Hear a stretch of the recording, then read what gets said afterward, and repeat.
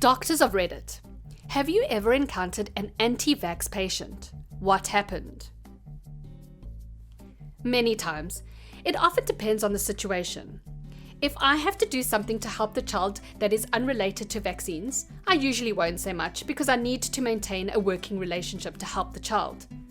It's also important to separate people who might be vaccine hesitant due to hearing or reading something. They are often willing to listen. True anti-vaxxers don't want to hear anything that contradicts them. If I get an opportunity to talk to them more about vaccines, I do so very carefully. Simply telling an anti-vaxxer the facts about vaccines doesn't work. So you have to move slow and ask them what their concerns are and try to answer them thoroughly. 90% of the time, it doesn't work. So I fully document their refusal and then move on to the next patient. I just don't have time to sit and talk to someone for an hour about something they are ignorant about and are refusing to acknowledge. The worst one recently was having to tell some parents that their 14-year-old died from meningitis. They had declined the vaccine at school 3 months earlier. My family member is a true anti-vaxxer. I help take care of her 3 young kids.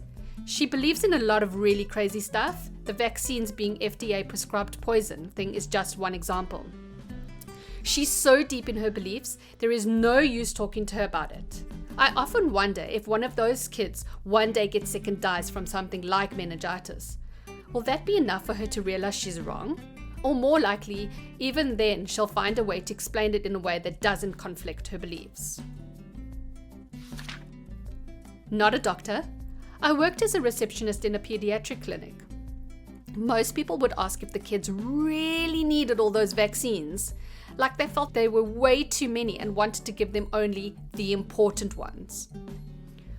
For parents who completely refuse vaccines, we had them sign official documentation that they were refusing so, when the kid would get seriously sick or even die, we could prove that it was them and not us who made that decision.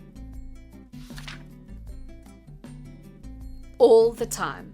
Spend a little time trying to get them to take the shot, give them printouts about the vaccine they're refusing, document refusal, and move on. Nurse practitioner here. This guy speaks the truth. If I had a nickel for everyone in the last 2 months who has asked me about a COVID-19 vaccination, but still refuses the influenza vaccination. Surprisingly, the only time it was an issue was when I was a medical student. An anti-vax mother refused the vitamin K injection for her newborn due to anti-vax propaganda. Newborn had an intracerebral hemorrhage and is now a vegetable for life. Completely avoidable if the mother had accepted the vitamin K injection. Worst part for me was she didn't accept that it was preventable and still firmly believes she made the right call by refusing the vitamin K. I've had several patients who didn't vaccinate any of their kids. While many practices turn these people away, I consider it as an opportunity to respect their wishes and gain their trust. But in every visit, I ask them to compare data and have an open conversation about what they know. I do this in a non-confrontational and as genuine and helpful way as possible. I've converted a number of anti-vaxxers in this way, while turning them away likely would never have resulted in the same outcome. Not me, but my father is a pediatrician in California, where you can't send your children to school if they're not vaccinated. During a physical, my father asked the mother of 2 children when was the last time the children got vaccinated. She answers, "I don't believe in vaccinations. It causes autism." She then proceeds to ask him to forge the vaccination records. Long story short, he presented the facts, declaring her claim to be a myth. She cursed him out, and then he responds with, "Ma'am, you're an idiot. Now get out of my office." The family moved to Nevada so the children could go to school unvaccinated. One of my friends is a doctor. At his practice, if you choose not to vaccinate, he will show you the pamphlets about vaccines. If there is no medical reason to not vaccinate, he will not keep you as a patient. He basically tells them he won't allow people to put his other patients at risks by not vaccinating. My sister-in-law's pediatrician dropped her son as a patient because she wouldn't vaccinate him, and she was pissed. I think that's a great decision made by any doctor who does that. Very smart move. My cousin and his wife don't vaccinate, and they got dropped by their pediatrician. He said that if they can't trust him about vaccines, how can they trust him to treat their kid at all?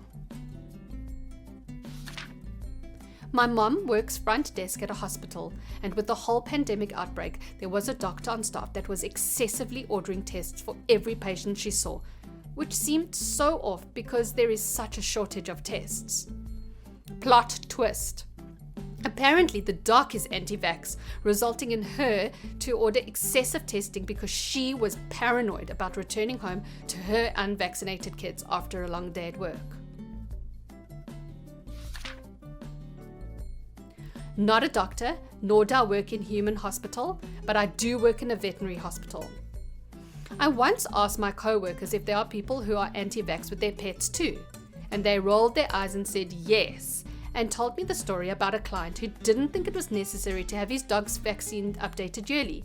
He thought their vaccines were for only once in the dog's life, and then no more vaccines. I'm an emergency veterinary nurse, and I had a woman call the clinic at 2 a.m. asking how many dogs were diagnosed with rabies in the past year. I was like, I don't know the number off the top of my head, but you can look it up or call the chief vet for the province. She said, just tell me if it's a lot. I told her definitely not, less than 5 for sure. Her response was to thank you for telling me the truth, so basically you're telling me there's no reason to get a rabies vaccine if it's this rare. No, that's not what I'm telling you. I had to explain to her the reason that it's so low in our pet populace is because we vaccinate, but that it is still abundant in our wildlife. I had to explain to her that there are places in the world where rabies is a real threat to people because of stray dogs. The kicker? She lived on an acreage. Her dog is exposed to so much wildlife. I don't even understand the reasoning. Do you think your dog is going to get autism? And why did you call me at 2 a.m. to ask this?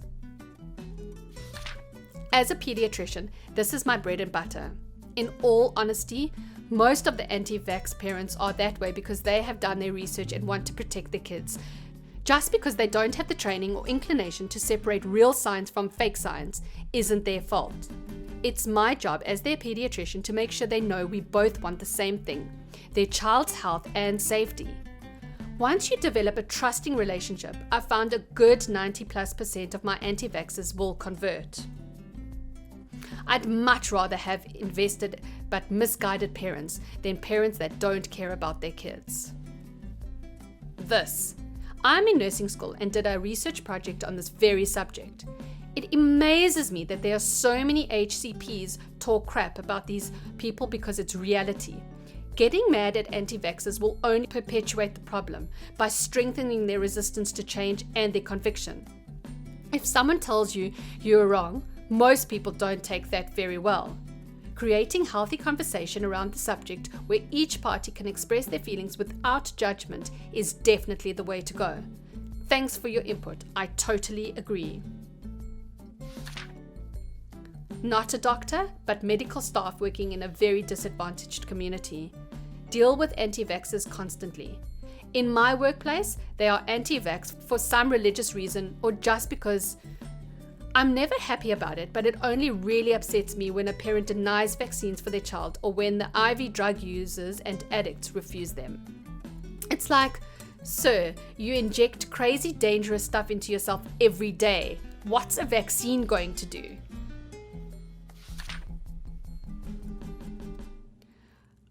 Obligatory, not a doctor, lol, but posting this way late. But my brother is a doctor. He's told me and my family that when he encounters patients like this, he sits them down and goes very in depth as to the possible dangers of remaining anti-vax or raising their children anti-vax. He says that in a fair amount of cases, this works very well, and they decide to go ahead with vaccines. A lot of the cases he sees that involves anti-vaxxers are people who are just scared and misinformed. However, there are the occasional parents who believe they're right. Some of these are helpless. and he definitely feels exasperated by them. But he's got a job to do. As for some, the trick is done by naming and explaining many of the terrible diseases and consequences of remaining anti-vax, and sometimes there are success stories. I can only imagine how frustrating it would be though. I definitely look up to him as I am seeking to enter the healthcare profession in the future as well. Several times, though one sticks out in my mind. It was 3 years ago and the patient had come in for a general checkup. They were 6 months pregnant and with their third baby. And the other two had been healthy, happy, and vaccinated. Asked when she'd be free to get vaccines after the birth, and she hit me with, "I'm not vaccinating anymore." Taken aback a bit that this college graduate and well-educated woman would take that road, I asked why. She talked about all these studies that she'd seen online and how a Facebook group had turned her on to all the dangers vaccines held. I asked the name of the group and she told me. After filing that away, I told her she was within her right to refuse vaccinations, but that in my medical opinion she should be far better off getting the baby vaccinated. A back and forth ensued, and as much as I pride myself on an empathetic bedside manner, I'll admit it did get a bit heated in there. Amends were amended, bridges were rebuilt enough that she confirmed she'd come to the next checkup, and out the door she went. Back at home, I set up a dummy Facebook account with some photos I found on Google and a burner email address, and asked for access to that private group.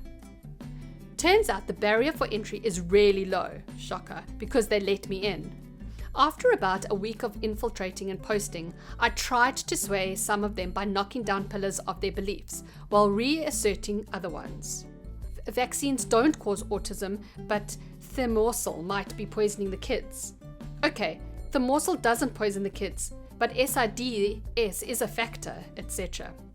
Nothing was really happening. I kept this up for long enough that I felt burnt out and ready to quit because of the amount of stupid I had to look at in my quest.